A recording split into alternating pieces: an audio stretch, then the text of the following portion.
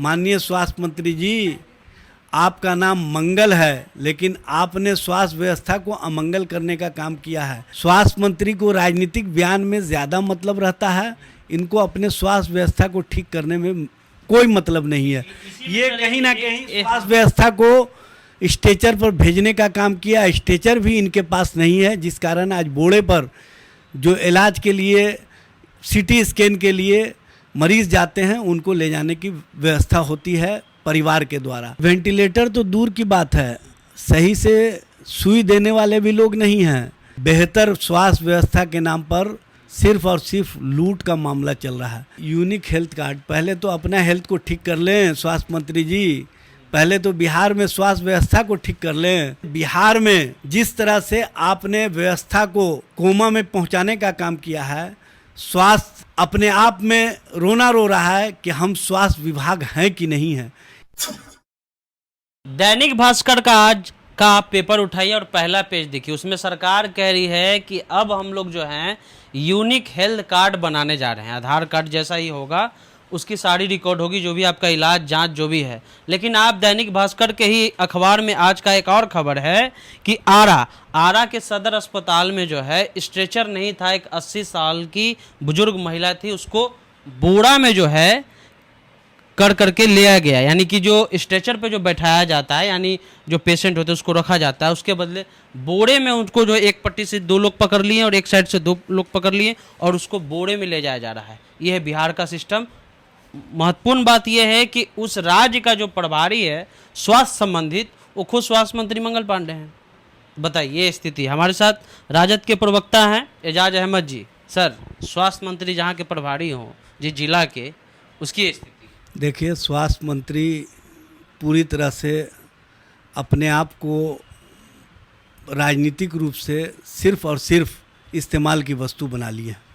आपने देखा होगा कि फुलझारो देवी का मामला आया है आरा सदर अस्पताल का। वहाँ पर ये पहला मामला नहीं है, इससे पहले भी मामला आ चुका है। स्ट्रेचर के नाम पर वहाँ पर लोगों के साथ अन्याय होता है और स्ट्रेचर देने का आनाकानी अस्पताल प्रबंधक के द्वारा किया जाता है। जो पैसा देते हैं उनको ही स्ट्रेचर दिया जाता है। फुलझारो देवी गरीब महिला थी, बुज़ुर्ग थी, उसको सीटी स्कैन के लिए कहा गया।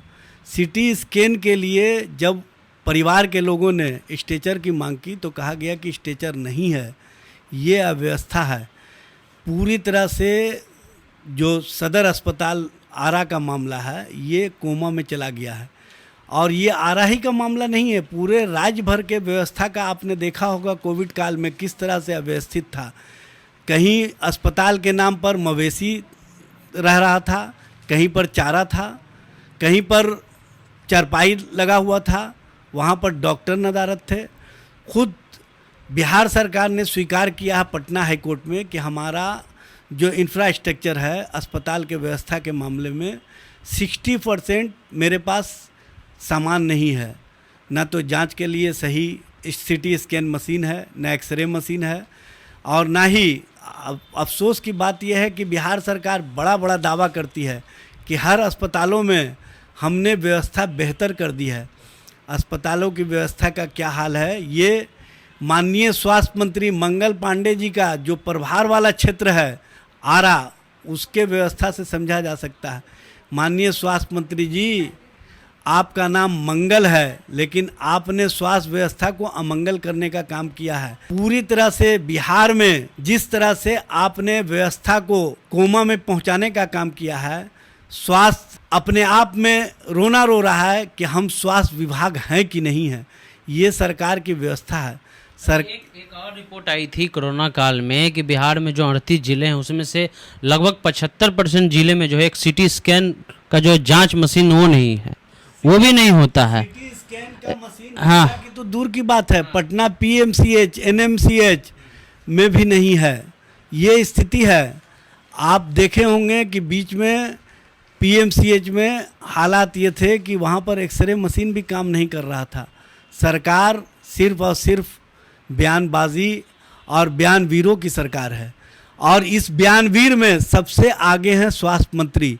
स्वास्थ्य मंत्री को राजनीतिक बयान में ज़्यादा मतलब रहता है, इनको अपने स्वास्थ्य व्यवस्था को ठीक करने में कोई मतलब नहीं है। ये कहीं ना कहीं स्वास्थ्य व्यवस्था को स्ट्रेचर पर भेजने का काम किया, स्ट्रेचर भी इनके पास नहीं है, जिस कारण आज बोर्डे पर जो इलाज के लिए सीटी स्कैन के लिए मरीज जाते हैं उनको ले जाने की व्यवस्था होती है परिवार के द्वारा।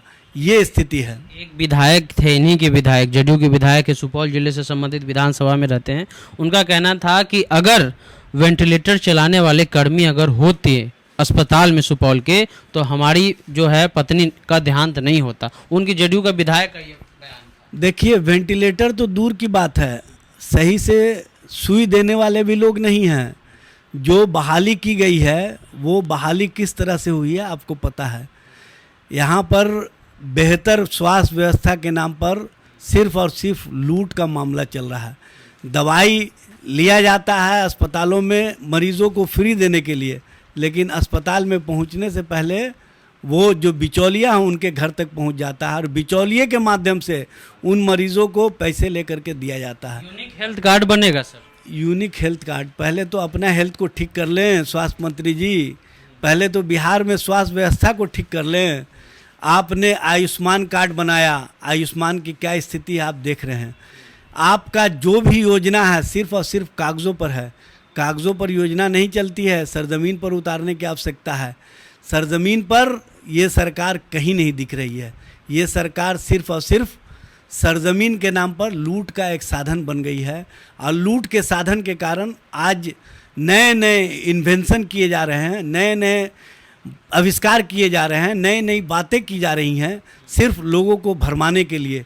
लोगों को भ्रम में डाल करके ये सरकार लूटने का काम करती है और किसी बड़े एजेंसी से ठेका दिलवा करके उससे पहले ही डील करके सारे मामले को तय कर लिया जाता है। तो बिहार का विकास से घबराइए नहीं, इसको बिहार का विकास और सुशासन बाबू का विकास कहते हैं कि इमरजेंसी में जो है बोरी पर रख कर लिया जाना पड़ा है, यानी कि कोई बोरी में कैसे ले जा सकता है, वो भी इमरजेंसी में। और नीतीश बाबू अपना विकास का जो है छाती फुलाते हैं। आयुष्मान कार्ड पर मोदी जी खुद कहते हैं कि हम इतना लोगों को आयुष्मान कार्ड दे दिए। और ये आरा का कहानी, आरा से मंत्री हैं, ऊर्जा मंत्री हैं, प्लस आर.के. सिंह हैं, प्रभारी मंत्री खुद स्वास्थ्य मंत्री हैं, मंगल पांडे हैं, उसके बावजूद ये स्थिति है। तो समझिए कि बिहार की और जिलों की स्थिति क्या होगी। वीडियो कैसा लगा यूट्यूब चैनल को सब्सक्राइब कर लीजिए, फेसबुक पेज को लाइक कर लीजिए। चलते हैं, जय हिंद जय भारत।